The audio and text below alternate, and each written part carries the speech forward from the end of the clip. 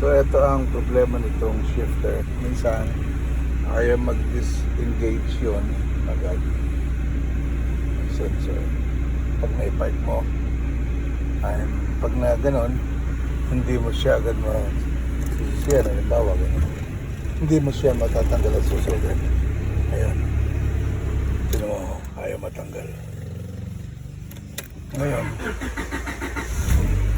para matanggal yan, kailangan naka-under yung makina.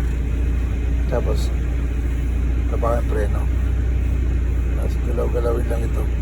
Itong puno, galaw-galawin lang yan. Tapos, sabay bitaw ng preno. Ano ha? Pag ginalaw-galaw mo, yan. Ayun. Ganun lang. Kasi yun, worn out na yan. O halos.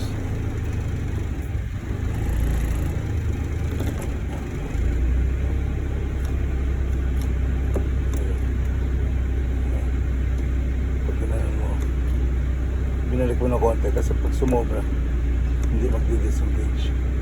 So, balik mo ng ganun lang, ganun lang. Yun ang problema ito. Yan, matapos.